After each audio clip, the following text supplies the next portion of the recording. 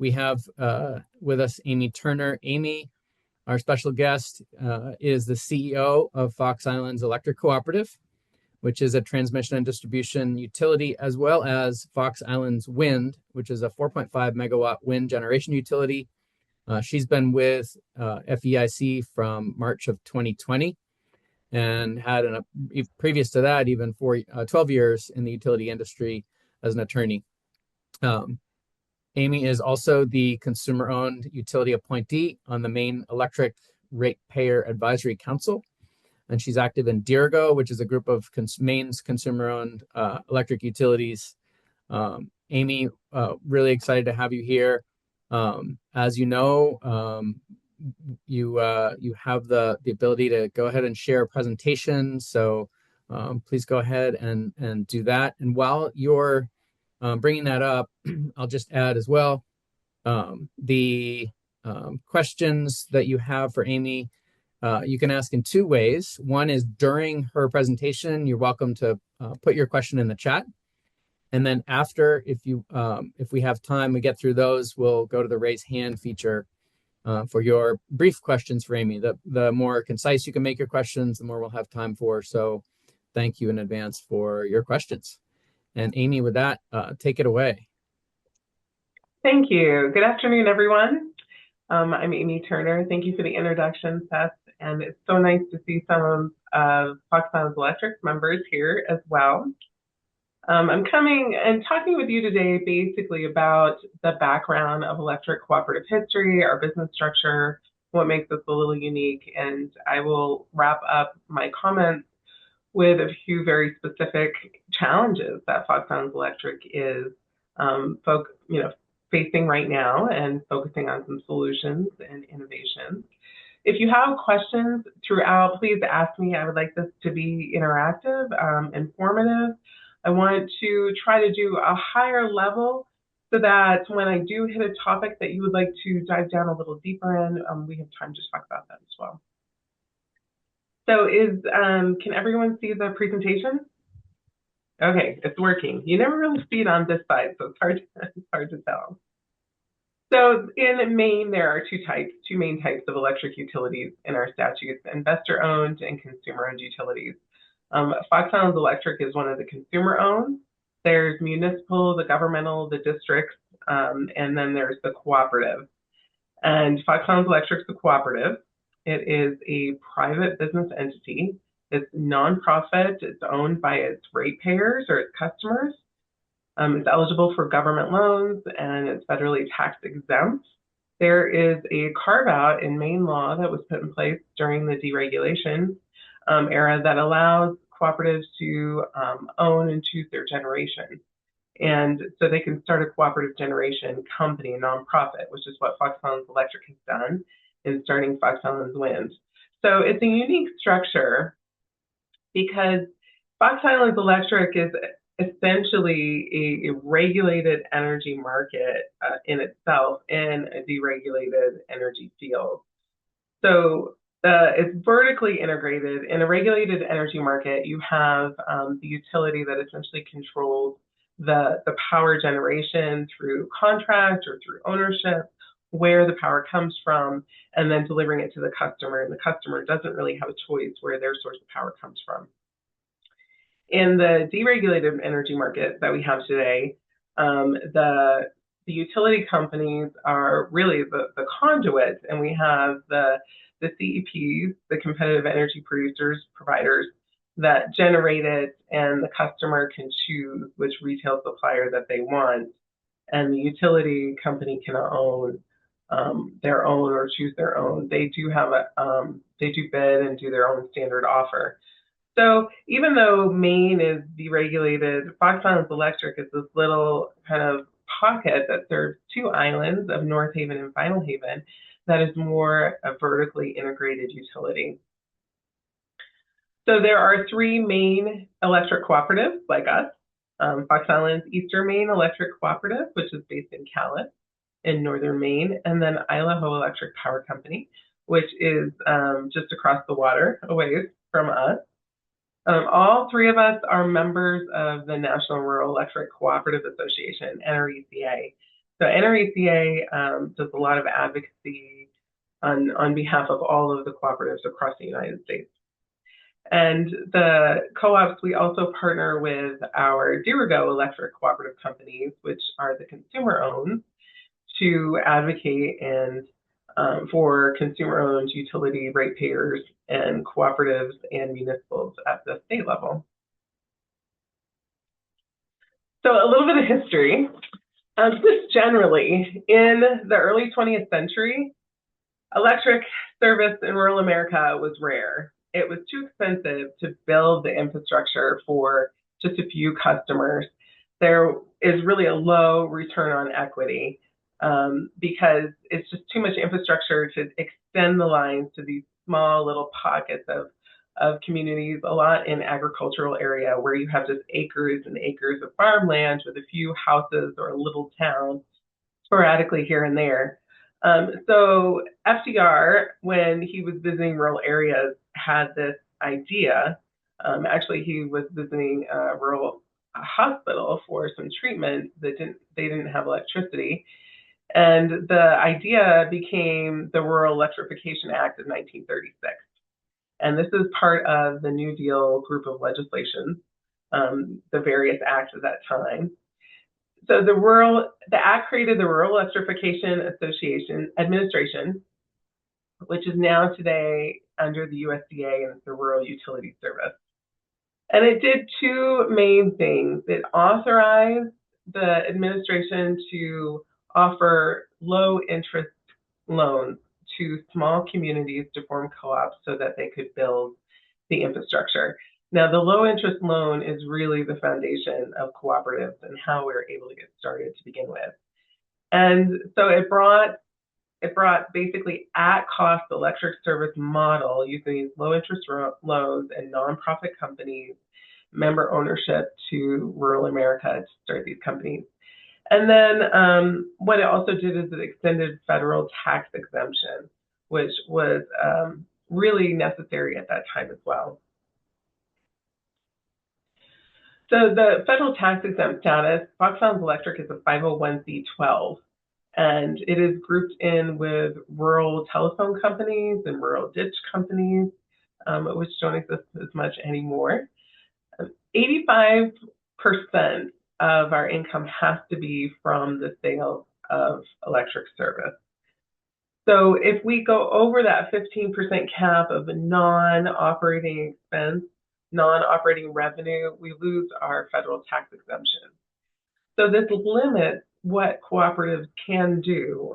We can't really expand our service too much beyond providing electric service. But it does give us a little bit of room to start a generation facility and own that and operate that at cost. That is non-operating income. But if you operate it at cost, just like you operate the cooperative at cost, you can keep that federal tax exemption. So just a little bit here about how Fox Islands Electric was formed, because we are actually one of the newer cooperatives. Fox Islands Electric was not formed until 1975. Most of the cooperatives in the United States were started sometime in the late 30s and 40s, a few in the 50s. In 1975, Vinyl Haven and North Haven were provided electric service by Vinyl Haven Light and Power, and it was an investor-owned utility that owned the grid, the electric poles and the cables, and also ran a gas generator downtown in Vinyl Haven. It was actually called Power Hour because the generator was not large enough to provide everybody with 24-hour electric service. So there was a grid, and you received your power an hour at a time. So you might be on the 3 to 4 schedule, someone else is on the 4 to 5 schedule, and then the 5 to 6 schedule. And Vinyl Haven Light and Power cycled around the island on the schedule, and they would just light up a portion of the grid at a time. I, of course, was not here to remember that, but I've heard many fond stories about Power Hour, and especially aggravating when you were watching a TV show and the power didn't start and stop exactly at the top of the hour. And you had to run, drive down to your neighbors to try to catch the last little bit of the show or the first little bit of the show. And, how people would have all of their dinner and everything kind of ready, prepped and ready to go right in when they had electric ovens, right into the oven to get cooked and use their full hour to the best of their ability. So Vinyl Haven Light and Power really did not want to invest more into the electric grid. But in the 1970s, electric was becoming such an essential part of our lives, and there was increased electrification, even on the islands, and the people were demanding more. So through a negotiated sale, the community members began Fox Islands Electric Cooperative as a membership-owned cooperative. And through negotiations with Vinyl Haven Light and Power, they purchased the assets. And so all of the cable, the wire, the physical assets, but also the easements and real property assets of Vinyl Haven Light and Power Company. And then with a loan from the Rural Utilities Service, they put in the first submarine transmission line that extended from Glen Cove to North Haven and then between North Haven and Vinyl Haven. And they brought transmission service from the mainland to the islands here. So that's what happened in 1975. This year is actually our 50th year of being a cooperative. So we are celebrating with various things, and some great stories are coming out of the woodwork for that. Remote areas are still really expensive to serve. So there are quite a few cooperatives around the United States. Right now, there's a total of 830 and 64 transmission and distribution, generation and transmission cooperatives. So that specifically generate. So cooperatives today serve 13.5% of the nation's electric customers. So it's 42 million customers in 48 different states. And they deliver 13% of the total kilowatt hours, and they generate 5% of it. Combined assets of $213 billion. But this is the key I want to focus in on. Cooperatives have 2.7 million miles of distribution lines. This is 42% of the nation's lines. So 42% of the infrastructure goes to serve just 13.5% of the customers.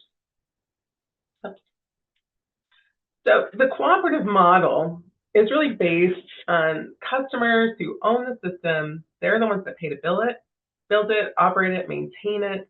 They're the investors, the decision makers, the risk takers, and the beneficiaries of the cooperative. So as a membership and as a company, they take on the risk of building the utility and the cost of it. Rural areas are more expensive to serve, just generally. Excuse me. The cold that's been going around finally caught up with me. So cooperatives serve just 13.5% of the electric customers, but they own 42% of the distribution lines. So what does that mean? Generally, based on, this is the 2023 data, cooperatives have 7.98 customers per mile on average. Investor owns have 32.4 customers per mile on average. So cooperatives have just about 8 customers to build the same infrastructure that 32 customers in an investor-owned utility service have to pay for. So when you take that same cost and divide it up among 32 people, it's obviously a lot less per person than it is in a cooperative area. The revenue per mile that cooperatives bring in is only $19,000 compared to investor-owned $79,000. The revenue per customer is actually fairly close. At cooperatives at $2,390 compared to the investor-owned $2,585. That tells me that cooperatives, we really work to keep the cost low and competitive, even though we have to provide the same services with much less revenue. And then the distribution plants, obviously cooperatives have more plant per customer. more value per customer because we just have more infrastructure to serve a smaller number of customers. So rural areas today are still expensive to serve. Fox Islands Electric has, we have about 11 customers per mile, and that is actually quite good compared to some others. But our islands, we also have a very restricted service territory because we just serve the two islands, the two main islands. So how does this work? Businesses need investors. Where's the security? Where's the equity? Like, how does this whole structure actually work? Well, we already talked about the customers pay for their service, but they also invest in the cooperative. They also provide that investment. Our annual margin, what we invest in the company that becomes our equity, is our revenue minus the cost of service. Some years we have higher margins than others.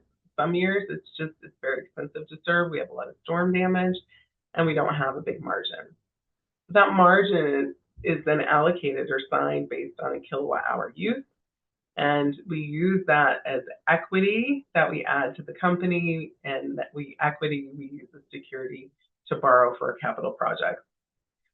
So capital projects are built, paid for through loans over 20, 30 years. We spread that cost across all the customers that are going to use that investment.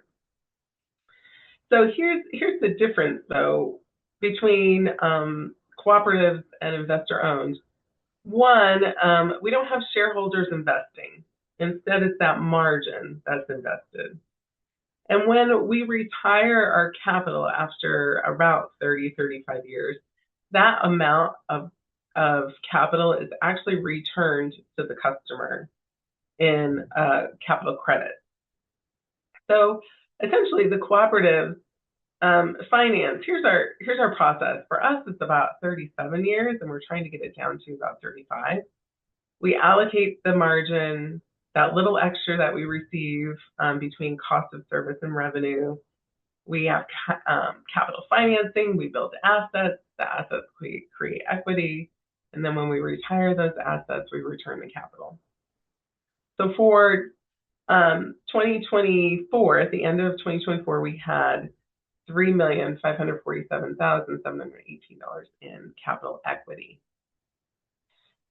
This is not a big number. I know when you start digging into investor-owned utilities financials, this looks like nothing. This could be their tree trimming budget for the year. But for us, it's significant because it's put us at about 30% equity for our company, our equity to assets ratio, which is very important to have strong financials. So this customer is me. I brought my details out.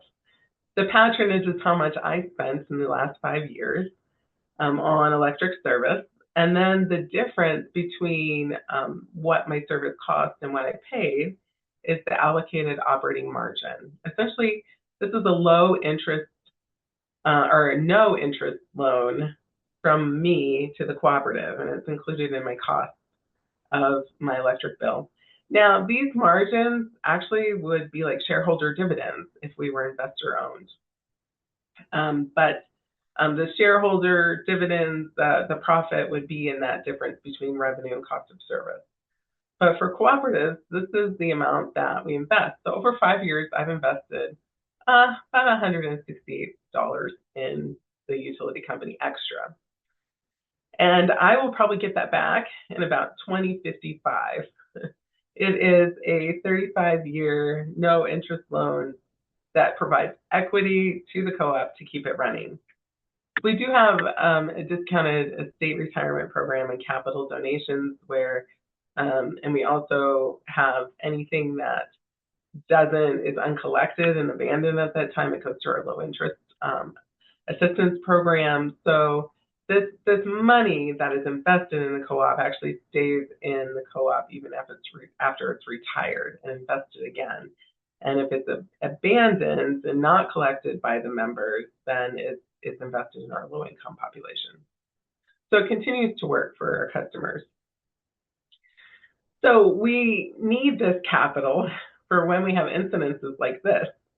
Last year, we had a fault on our submarine transmission line between North Haven and Vinyl Haven. This is a picture of it. It was caused by somebody with dredging equipment, maybe an anchor, but we think someone was dredging and just didn't look at the map to know where our transmission line was. So without this transmission line, we do not have any service from the mainland. We are fully dependent on our 2 megawatt diesel generator. Because our wind turbines are not asynchronous, so they don't operate without transmission. And I'll talk about that a little bit as we go forward. So when we're looking at this little bit of margin each year and how much our customers, by being part of the co-op and paying for service and investing in it, it's really not much money collectively across that allows us to take out loans, low interest government loans to address big problems like this and rebuild facilities. So Fox Islands Electric is customer owned. We are a consumer governed utility. We actually have a board of directors that is elected by and from our members. So people who are members who have accounts with us also are elected to sit on our board of directors. And our main focus, really our only focus, is to operate in the best interest of the consumers, reflecting the values of the consumers. And there's a lot of flexibility in that in the state of Maine because we're allowed to own transmission and distribution and generation at the same time. So Fox Islands Electric's mission, and this is also Fox Islands Wind's mission as well, is to deliver reliable, affordable, responsible energy to the Fox Islands. So all three of these need to be balanced with every decision that we make. And there are a lot of different competing values that all have to go through the board of directors, through a lot of analysis and discussion to come to what is best for the cooperative. So kind of switching over to where we are now, I was going to check and see if there were questions along the way, and I completely did that. I completely missed it. No, you're okay. We have there's been okay, I'll catch up on these. A couple of quick questions, but why don't you go ahead and finish, and then we'll circle back to those. Okay, when I do that. Yeah.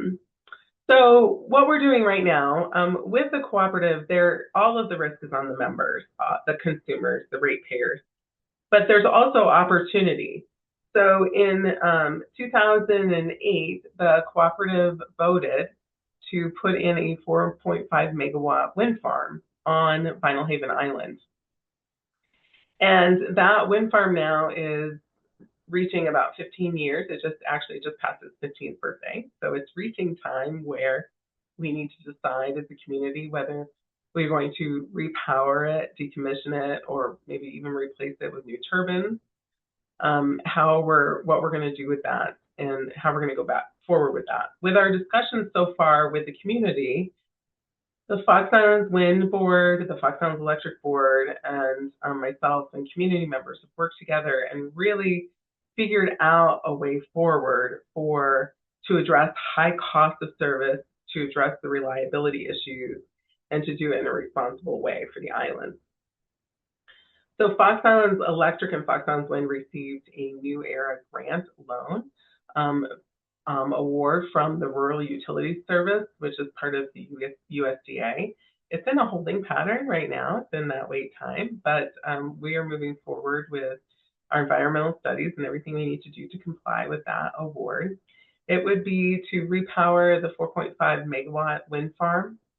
Repowering it is basically just replacing the equipment in the nacelles and giving it new rotors and new blades, and it adds about 20 years of life onto the system. We'd also be repowering it with just a little bit longer blades, going from 77 feet to 96 feet. So that would take it up to a 1.6 capacity for each one instead of 1.5. So it would give us more energy. And also we are looking to put a solar array on the capped landfill that we have on Vinyl Haven. Now, wind, and we're going to get more into like the winds and the wind discussion, but the funniest thing about this wind farm, I think it's funny, ironic, I'm not really sure, is that in the summertime we have our largest population on the island and we need the most power. But in the summertime the wind dies down and it's this beautiful, breezy, sunny summer days. It's really gorgeous out here in the summertime. But it also means that our wind turbines are just not generating much at a time when we need the most power. So what we would like to do is um, combine that with a solar array for our summer peaking and a battery energy storage system here on the island so that we can do a true microgrid. And if we get all these pieces together, generation pieces and transmission distribution upgrades with the microgrid capabilities, we can actually bring down our power costs because we have pretty high line losses and transmission costs, and we are a wholesale customer of ISO New England. So for backup power that we don't generate with our wind. So if we have a way to get all of these multiple pieces together that we've designed, we can actually bring the power cost in a pretty efficient power cost down in a pretty efficient microgrid capability. Not without its challenges. We do have a rate increase right now in the PUC, and we are also requesting a waiver for additional, so that we don't have to allow any more additional rooftop solar in. And I know this is highly controversial, but right now the peak on the island keeps increasing. But every customer that comes off of the system to net meter is still on the system, is still contributing to our peak costs, but they're not contributing the delivery rate they're offsetting the delivery. The way Maine has it set up, it's making it very much a financial challenge for our small utility to have more rooftop solar. And we need to really concentrate our resources on larger utility scale that is cost effective for everybody. So anyway, if you're interested in our particular view on rooftop solar, and I know there's a lot of discussions around this issue right now, it's available in that docket. Here's kind of a chart. Our KWH sales are in blue, but orange is what we actually deliver, but that extra is offset by the rooftop solar. And last year, it was about 20% of my margin was lost delivery fees, energy that we had delivered, but the costs were offset. We're so small that we can't keep incurring these losses without significant cost shifts to other customers. And because we are a co-op, I mean, we're all in this together. We all take the risk together. We all have to pay for the system that we use. And we shouldn't be cost shifting it to some customers over others. So this is a challenge that a lot of utilities are facing. And through a lot of discussion with our community, this is one of the things we're doing is a capacity charge where everyone pays a portion according to their peak and how they contribute. So finding ways that everyone can equitably pay for the system. And we, of course, have more information out there on our website and NRECA if you would like to see that. I know I probably talked a little more over my time, but I am open to questions. I'm going to look through real quick. Oh, that's great. And I can help you a little bit. There was a question about when the wind farm was up and running and what fraction of your power that 4.5 megawatts is. Mm-hmm. The 4.5 megawatts was designed to cover 100% of our system, cool. But it's actually never gone over 70 because wind is an intermittent resource, so it doesn't always generate when we need it. So when we can't use the power to meet our load, we do sell it to ISO New England across our submarine transmission line to the mainland. And then a lot of times, again, this funny island thing, the wind in the early to mid-evening decreases a little bit, and you have this beautiful, nice, just lightly breezy evening walk through the summer. Well, that's when we have our peak period.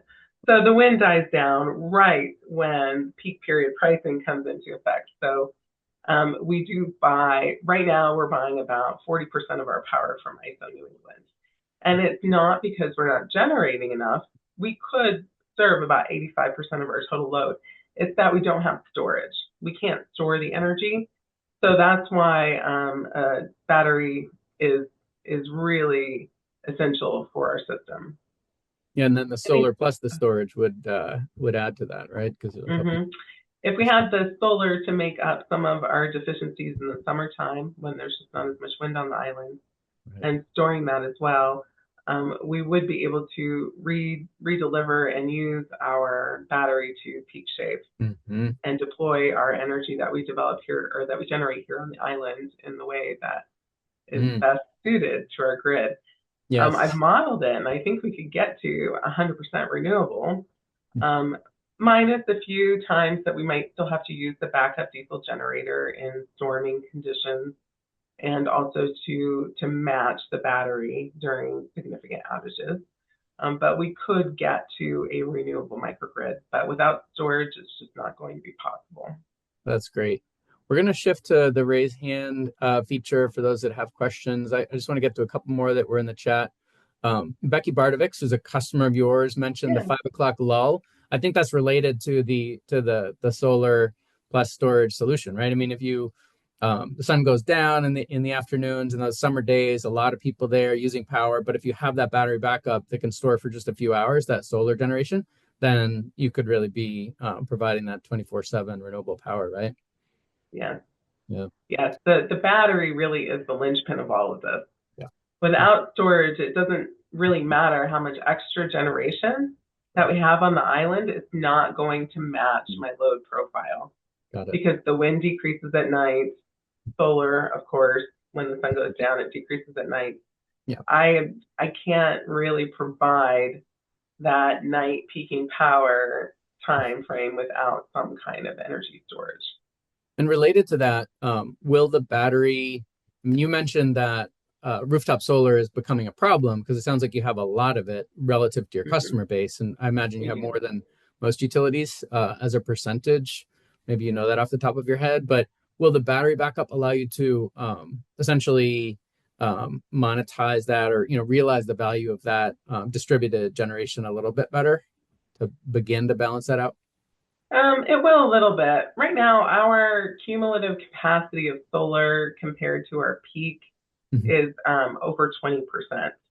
So that's just cumulative installed capacity. The solar, rooftop solar doesn't really offset much, if anything at all. I think the most last year was 5 kilowatts during our actual peak period time. The battery will help with the rooftop solar, but overall, the rooftop solar is providing about 2.8% at most of our baseload generation needs.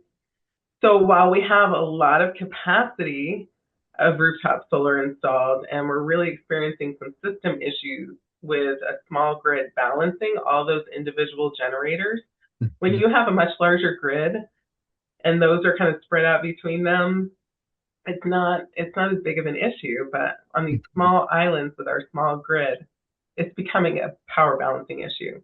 And then it's becoming a cost issue. The the battery will help with some of that. One of the issues that I do have with rooftop solar is that when it generates, typically from 10 to 2 is when we receive energy from our rooftop solar customers. And that's when I don't have the load to use it. So I do have to send it and sell it to the mainland. Every time our energy crosses our 11-mile submarine transmission line, we lose about 8% of it. So when I have to purchase peak power from the market, I'm purchasing 108% of what we need. And then when I sell, I lose 8%. That is a significant cost to our system each year. So more generation on island and being able to store it and deploy it when we need it on island is going to save us a significant amount. Right now, it's about $18,000 for every 1% we cut. So it's a significant cost for our small community. We only have 2,100 meters.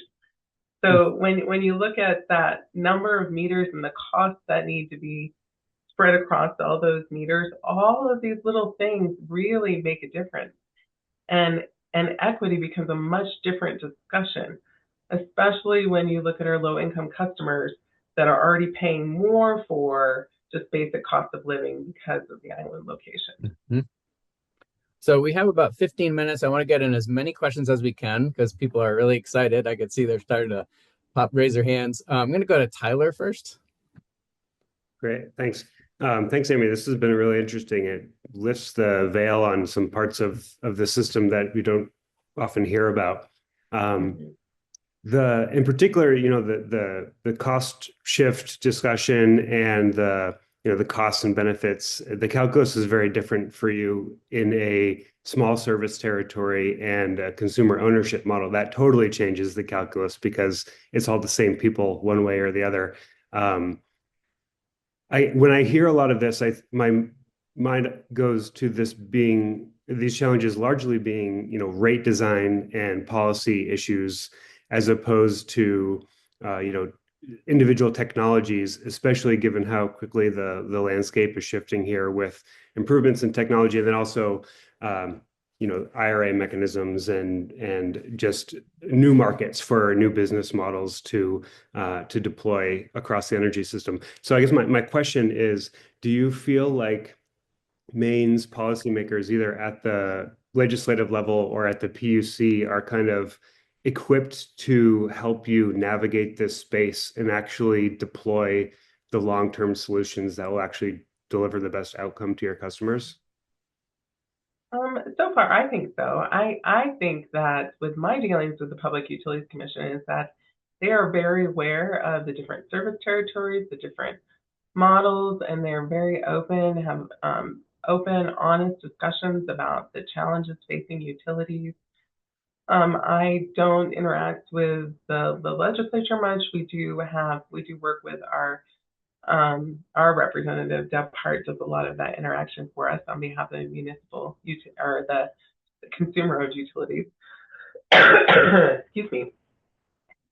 I think I have the support structure in place to do what I need to do out here. I think that maybe our small little microgrid that we're creating here has been a catalyst for other discussions, specifically talking to what you're speaking to. There really is a lot of competing interests and competing values that seem like they don't really fit together in a lot of other utilities. But I think as we start boiling it down, we do recognize that one size does not fit all. We have to look at each utility separately.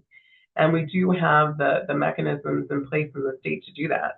But as we're putting together public policy that applies to everybody, there's just a huge challenge there. So we're just going to stay involved to make sure that our consumer ratepayers are represented and that our differences and what might work for an investor owned might not work for us, and even what might work for one consumer owned might not work for another, but that our policies are flexible enough to recognize all of that. Great, I don't know if that completely answered your question. I think it is a big tangled web of issues that we're working to unravel, and we're just a tiny little part of that. Definitely a question that we can continue probably for the rest of the weekend. But Yes. I want to get to, I think Kelsey has a great question. I'm going to recognize Kelsey next. And while she's unmuting, I just want to say there was also a question I think might be good to start with some base knowledge. To form a new cooperative in 1975, you accessed initial low interest or no interest funding from the USDA. Is that correct? Isn't that how cooperatives work? From the Rural Utilities Service. Mm-hmm. So that's how you sort of make that initial purchase. And then the equity capital you were talking about, members putting up some initial money and then a little bit of their bill sort of counting towards that equity over time. That's like the other source. So you have the low cost debt and the low cost equity together making the numbers work. Is that right? Yes, there used to be a membership fee. So to become a member of the cooperative, you had to pay $15. Got it. And so with that $15 membership fee, then you became a member, and then electricity would be brought to you. You have to pay for your own installation. Right. but you could connect to the grid. And then, but that equity that has grown now still provides the capital investment equity that we need today. We still borrow from the Rural Utilities Service. Got it. So I want to go ahead to Kelsey, and Kelsey, jump right in. All right. Well, thank you, Amy, for coming to speak with us today. You did an amazing job. There's so many different things that have come to mind since hearing you speak. Um, I work with the Wabanaki tribes in the state of Maine, and we are seriously considering starting up our own utility cooperative. My question to you is, taking into consideration the lack of capacity and financial that we have within the tribes, would you recommend establishing your microgrid more and updating the set infrastructure with your local utility company before making that separation and really moving towards a cooperative? I think we'd like to take advantage of however many resources we can while we still can. So just want to get your feedback on that. Yes, I don't really know if I could speak to your question. It's a great question. I mean, at the end of the day, identifying your goals and what you want to do, and then seeing it how best to accomplish those goals. Is it working with utility right now? Is it forming your co-op so that you can specifically meet those goals and working within that new structure? When Fox Islands Electric was formed, Vinyl Haven Light and Power, the investor-owned utility, knew it had issues and knew it needed to invest, but they just weren't really willing to make that new investment. And that was the trigger that the community knew that if it was going to get to the grid that it wanted and the service that it wanted, it had to take that leap to form a cooperative. And then the next step was really just trying to negotiate a sale to be able to even do that. It was quite a lengthy, difficult process, and they actually had a willing seller. So there are challenges there. I think, you have to know specifically what you're dealing with. Is the utility willing to do that microgridding for you and with you and work with you? Is there resistance there? What's the cost base? What is the community's sentiment about owning and becoming members of that? It sounds like an amazing opportunity with a lot of work ahead of you. Yes. All right. Well, thank you. I appreciate that. I love the big thinking there. That's great. We'll go to John and then Meg next, and we have about 7 minutes before I need to wrap it up. Okay, thank you, Seth. And thank you, Amy. Hey, my question also is around the microgrid, and but specifically, I'm curious. So you're an Enrica member, and for that, they do lobbying that benefits you. But how about member services, technical services? You want to do a microgrid. Is the expertise to design that microgrid a service that you get from Enrica, or do you go to some kind of private consultant for that? How are you going to figure out how to do the microgrid technically correctly? We will work with our system engineer, which is a private company, to do some of these. I do have a crew of 4 linemen on site, and we're looking at possibly expanding that. Specifically, if we're going to bring on solar and with the wind turbines and the small grid, if we're going to need more employees from the day-to-day management. But we do have an engineer designing that. I'm an attorney by trade, so I'm very familiar with engineering work, but I'm not an engineer. So as much as I can get the conceptual plan together, I know that all of the pieces and how that actually works and how we get it to balance. We've done some sectionalizing work already, specifically to help us balance our power factor and being able to serve during winter periods. Right now, we only have a 2-megawatt diesel generator backup.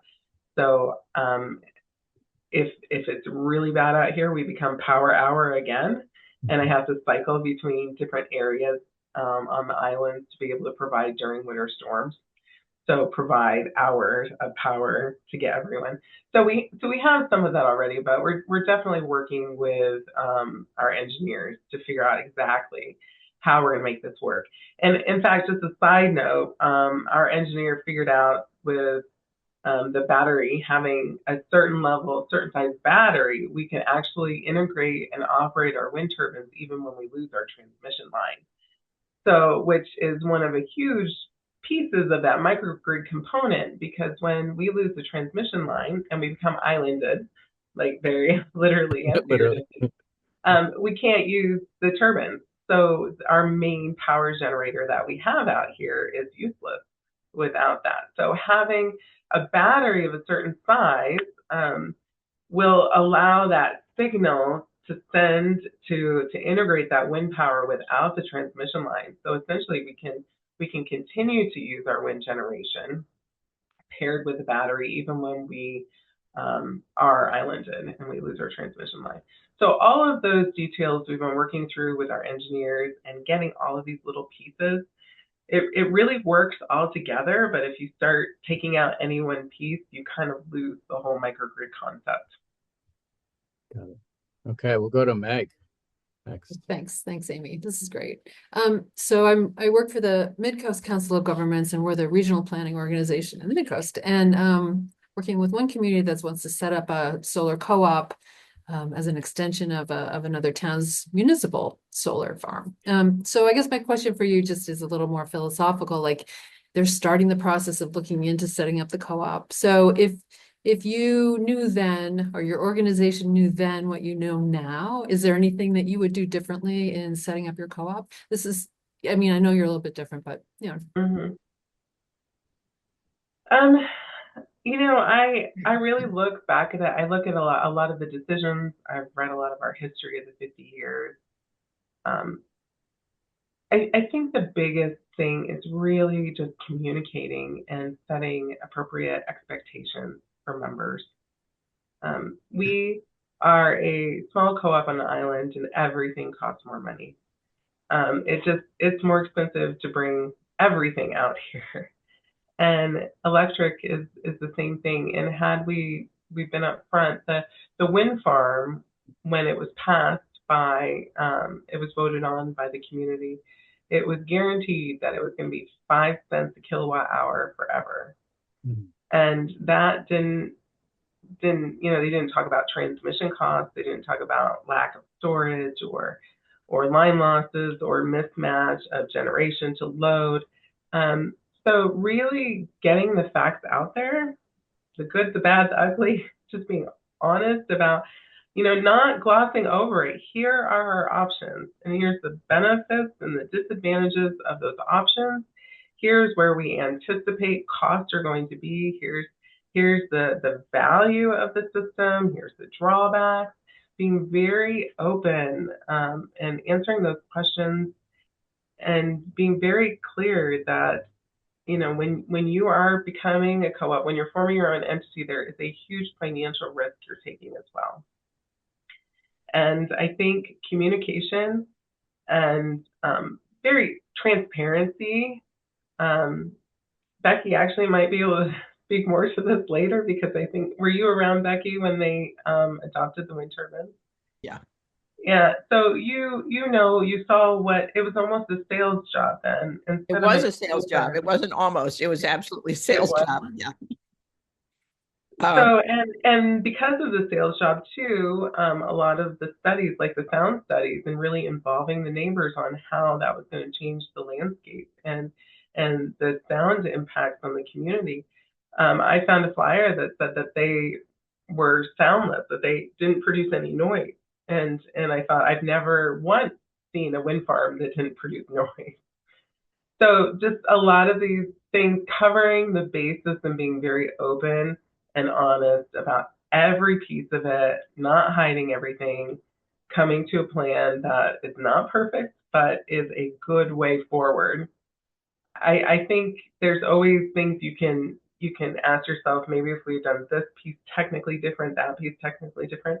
I mean, there's always hindsight, and where we're at right now, we are starting from what we've already built and moving forward, which gives us a great benefit because we have all these lessons learned. But the biggest thing with these new projects is just engaging the community and being open on what kind of a risk and what kind of an opportunity that we're asking them to consider. Well, that is a phenomenal place to leave it. I think if anyone is feeling like I am, we could go all the rest of today and continuing to talk to Amy. But Amy, we're so grateful for this opportunity to hear from you, to learn about Fox Islands Wind. Great to have at least a couple of your customers here as well, like Becky. And we are super excited for this Power Lunch tradition to continue. Amy, we would welcome you to come back as well. We have a really special guest on April 4th, Tyler Adkins. You just fielded a question from him, actually. We're going to hear about Maine Community Solar, which is a solar cooperative and a cousin in that respect. So do go to that link that I just put in the chat, please, and make sure that we have your email, everybody, so you get the invitation to the April 4th meeting. And I just want to thank our special guest again. And you know, if everyone has a favorite hand signal, some people like to, snap fingers. Other people like the power salute. But you know, thank you very much, Amy, for. Well, thank you for having me.